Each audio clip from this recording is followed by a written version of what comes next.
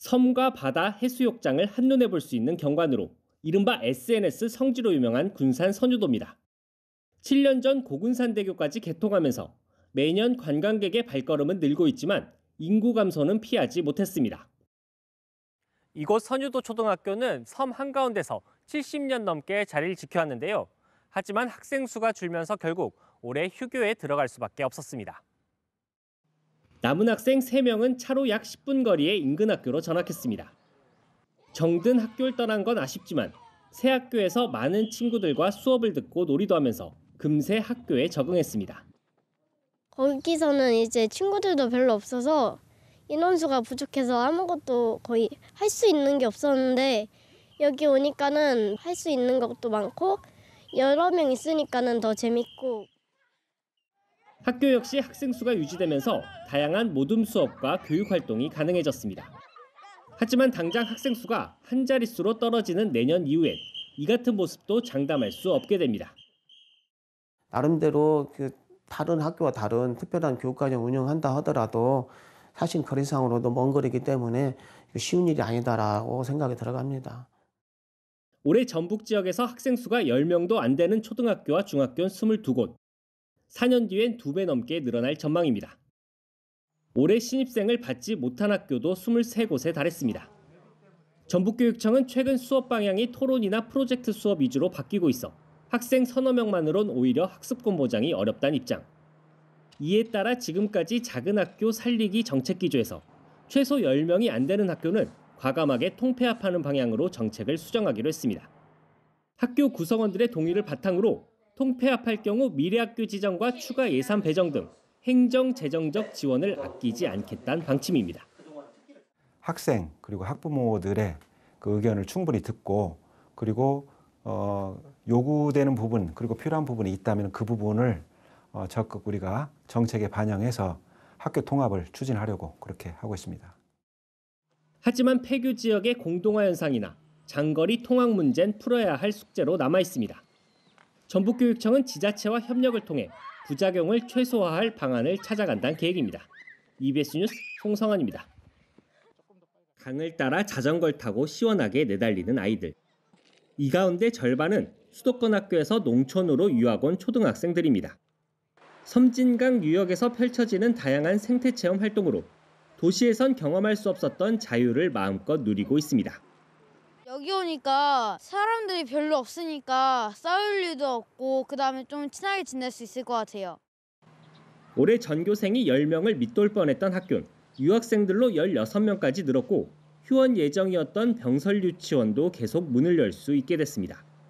모처럼 활기를 되찾은 학교는 맞춤형 지도가 가능하다는 작은 학교만의 강점을 살리면서 승마, 골프, 문화예술 활동같이 지역의 자원을 활용한 프로그램을 제공하고 있습니다. 농촌 유학으로 친구들이 많아짐으로 해서 학교 분위기가 점점 활발해지고 있고 선생님들 또한 교육에 대한 열의가 더 많아지고 있다는. 이른바 아토피 학교로 유명한 전북 진안군의 한 초등학교. 지역과 학교마다 주제가 있는 대표적인 전북형 농촌 유학 학교로 생태숲과 놀이터, 스파 시설을 활용한 치유 활동이 중점적으로 이뤄집니다. 아토피 학생들을 위해서 교실안은 이렇게 모두 편백나무로 둘렀는데요. 그 위에는 황토벽 그리고 한지로 마감을 했습니다. 아기 때부터 여기도 간지럽고 여기저기 막 간지러웠는데 햇빛도 쬐고 바닷가도 많이 가고 해서 아팠던 여기가 이제 좀 나아지고 별로 긁지도 않고 좀 괜찮아졌어요. 특색 있는 프로그램에 지난해 온 유학생 8명 모두 1년 더 이곳에 머물기로 했습니다. 북적해진 학교에서 농촌학교 학생들도 배움의 폭을 넓혀가고 있습니다. 여러 명이 와서 학교 분위기도 달라지고 서울에 대한 것도 좀 많이 알아가는 그런 시간을 가지고 있어서 재밌었어요. 올해 수도권 학생 84명이 도시를 떠나 전북 18개 학교에서 농촌 유학 생활을 하고 있습니다. 임실에선 지역 명물 치즈 테마파크를, 완주에선 인근 모악산을 활용하는 등 특화된 교육과정이 운영됩니다. 지난해 시범 운영에 참여한 학생 27명 가운데 25명이 올해까지 연장 신청을 할 정도로 호응을 얻고 있습니다. 다만 학생과 학부모가 한 해 동안 머무를 만한 거주시설을 마련하는 것, 지역사회에 주어진 과제입니다. 가장 큰 건 오시는 분들의 정주 여건이 좀 개선돼야 되고요. 또 하나는 부모랑 같이 오는 경우가 성공률이 높잖아요. 일자리들이나 아니면 여러 가지의 그 삶에 있어서의 그 여건들을 같이 좀 보완해 드리는 게 가장 중요하다고 봅니다. 인구 감소 시대, 지역에 활력을 불어넣고 있는 농촌 유학. 전북교육청은 앞으로 수도권뿐 아니라 전북 지역 내 도시학교에서 농촌학교로 유학할 수 있는 길도 열어놓겠다는 계획입니다. EBS 뉴스 송성환입니다. 네, 미래교육의 청사진 서거석 전북교육감에게 조금 더 자세히 들어보겠습니다. 교육감님 안녕하세요. 네, 안녕하세요. 네, 지난해 7월 취임 이후 이 전북교육 대전환을 목표로 애쓰고 계십니다. 먼저 소회 한 말씀 부탁드리겠습니다. 네, 안녕하세요. EBS 시청자 여러분 반갑습니다. 전라북도 교육감 서거석입니다. 많은 분들의 뜨거운 염원이라고 할 수 있는 기초 기본 학력을 비롯한 학력 신장, 그리고 학생 인권과 교권의 균형과 조화, 미래 교육 환경 구축, 그리고 작은 학교 살리기를 위한 기틀을 다지는데 그간 동분서주해 왔습니다. 앞으로 우리 학생들의 실력과 인성을 키우는 학생 중심 미래 교육 실현을 통해서 우리 도민들에게 희망과 기쁨을 드리는 전북 교육을 만들겠습니다. 네, 이 학령 인구 감소와 맞물린 지역 소멸 위기가 이 전북도 예외는 아닙니다. 이런 상황을 극복하기 위한 전북교육청만의 대응 방안도 있습니까? 네, 그렇습니다. 학령 인구 감소는 정말 심각하죠. 현재 전라북도 전체 800개 가까운 초중고가 있습니다만 60명 미만인 소규모 학교가 약 40%에 달합니다. 저는 작은 학교를 살리자라고 하는데 적극 동의합니다. 그래서 작은 학교를 살리기 위한 대표적인 두 가지 정책을 쓰고 있는데요. 첫 번째는 농촌 유학 제도고요. 두 번째는 어울림 학교가 되겠습니다. 첫 번째 농촌 유학 제도는 농촌의 도시 아이들이 전학으로 와서 일정 기간 동안 학교를 다니게 하는 그런 제도인데요. 현재 전국에서 많은 유학생들이 농촌에 찾아와서 이제 활기가 돌고 있습니다. 그리고 두 번째로 공동통학부형 어울림학교 경우에는 지금까지는 같은 시군 지역 내에서만 큰 학교에서 작은 학교로 아이들이 옮겨서 다닐 수 있도록 허용했습니다마는 앞으로는 이것을 확대해서 시군 간의 경계를 허물고 도시 학생들이 농산어촌의 특색 있는 교육과정을 받을 수 있도록 하려고 합니다. 그렇지만 그러한 여러 가지 노력에도 불구하고 한 학년에 한두 명, 전체 학생 수가 10명 이하인 아주 작은 학교 경우에는 정상적인 교육과정 운영이 안 될 뿐만 아니라 또 지식 습득보다도 훨씬 더 중요한 학생들의 인성과 사회성을 키우는데 많은 어려움이 있기 때문에 이제 그런 경우에는 학교를 통합시키려고 합니다. 물론 공론화 과정을 통해서. 네, 저희가 리포트로도 전해드렸지만 이 전북형 농촌 유학이 전국적으로 주목을 받고 있습니다.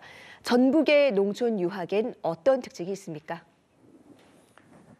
네, 우리 전북 농촌 유학의 특색이라고 한다면 역시 테마가 있는 농촌 유학이라고 할 수가 있겠습니다. 진안의 아토피 치유라든가 또 정읍과 남원의 한국음악, 임실의 치즈, 완주의 로컬푸드와 생태 환경과 같이 각 시군 지자체의 특색 있는 프로그램을 만들어서 그 학교에서 아이들이 유학할 수 있도록 하는 것입니다. 최근에는 익산에서 골프를 특화해서 또 유학이 가능하도록 추진하고 있습니다. 그래서 작년 2학기 그리고 금년 1학기를 비교해 본다면 우선 학생이 한 3배 정도 늘었고요. 또 협력 학교도 한 3배 정도로 늘어서 앞으로 더 활성화되지 않을까 이렇게 보고 있습니다. 그리고 아이들의 만족도도 굉장히 높아서 이제 지난 학기에 있었던 아이들이 이번 학기까지 계속 지속적으로 학교를 다니고 있습니다. 네, 정말 개성 있는 과정이 다양하게 운영이 되고 있습니다. 그런데 이렇게 좋은 정책들을 단지 교육청의 힘만으로는 다 해내기가 어려운 것도 사실입니다. 이 지자체나 관계기관들의 협력도 중요할 것 같은데요. 어떻습니까?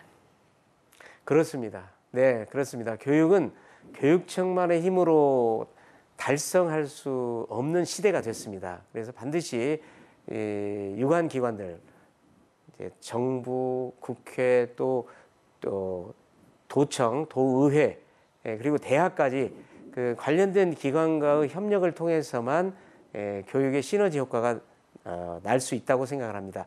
우리 전북교육청에서는 이번에 이제 조직 개편을 했습니다만 교육협력과를 새로 신설을 해서 이제 체계적으로 유관기관과의 교육협력을 현재 추진하고 있습니다. 특히 전라북도하고는 교육협력 추진단을 작년에 만들어가지고 지금 본격적인 소통과 협치를 하고 있고 또 14개 시군 그리고 대학과도 계속해서 교육협력 협약을 맺고 있는데요. 그 농촌유학의 경우에는 뭐니 해도 그 아이들이 부모와 같이 함께 와서 살 수 있어야 됩니다. 이런 정주 여건을 마련하는 데는 역시 지자체의 도움이 필요하고요. 또 그 외에도 돌봄이라든가 방과후 학교, 폐교 활용 문제, 해외 글로벌 연수, 또 학교 신설과 통합, 진로 진학 지도와 같은 여러 가지 현안 문제들을 교육 협력을 통해서 차근차근 풀어가고 있습니다. 네, 원활한 소통과 협치 기대하겠습니다. 그리고 이 각 교육청마다 기초학력 문제도 화두인데요. 이 전북에서 특별히 노력하고 있는 점은 무엇입니까? 네, 기초학력은 인간으로서 살아가는데 필요한 기본적인 힘이기 때문에 절대적으로 중요하고 또 이거는 인권의 문제라고까지 할 수가 있습니다. 그래서 저희 전북청에서는 이번 3월에 기초학력 진단검사를 초2부터 고1까지 모든 학생이 다 받을 수 있도록 했고요. 이제 그 결과를 분석해서 기초학력 미달 학생의 경우에는 맞춤형 학습을 지원하게 되는데요. 그러기 위해서는 담임교사의 책임 아래 기초학력 협력교사 100명 그리고 학습 튜터 300명을 배정을 해서 1차적으로는 교실 안에서 그리고 교실을 벗어나서 학교 안에서 그리고 더 나아가서는 학교 밖에 학력지원센터를 통해서 기초학력을 키워주는 그런 지도가 이루어지고 있습니다. 그리고 12월 달에는 1년 동안 얼마나 이제 성장을 했는가 하는 진단검사를 다시 한번 보고요. 또 그 중간에 2차례 향상도 검사도 받게 돼 있습니다. 초등학교 단계에서 기초학력을 확실하게 끌어올려야 되겠죠. 네. 네, 앞으로 또 이 중점을 두고 그리고, 추진할 정책이 추가로 있다면 소개 부탁드리겠습니다. 네, 우리 교육청에서 금년에 이것만큼 꼭 성과를 내야 되겠다고 하는 것이 10개인데요. 첫 번째로는 역시 미래 교육입니다. 미래 교육은 먼저 기초 기본 학력이 토대가 되어야 되겠고요. 수업의 수준과 질을 높이고 학생 맞춤형 교육을 통해서 학생들이 자기주도 학습 능력을 키우고 미래 역량을 가질 수 있도록 하는 것입니다. 그래서 AR, VR, XR, 메타버스 이런 신기술을 수업에 접목시켜서 그래서 이제 디지털 역량을 강화시켜야 되는데요. 모든 학생들에게 스마트 기기를 내년까지 지급을 하고 앞으로 수업하는 데 활용을 할 계획입니다. 그다음에 교권과 학생 인권의 조화와 균형도 매우 중요한 과제입니다. 이를 위해서 우리는 교육인권조례를 만들고 또 학생인권센터를 교육인권센터로 확대 개편합니다. 그리고 그 외에도 아이들의 글로벌 역량을 키우기 위해서 학생 해외 연수를 추진하게 됩니다. 네, 금년에 한 2,500명 정도 참여하게 되는데요. 우리 교육청은 전북의 아이들 모두가 자기의 꿈을 키우면서 성장할 수 있도록 하고 있습니다. 네, 교육감님 앞으로도 관심 갖고 지켜보겠습니다. 오늘 말씀 잘 들었습니다. 네, 감사합니다.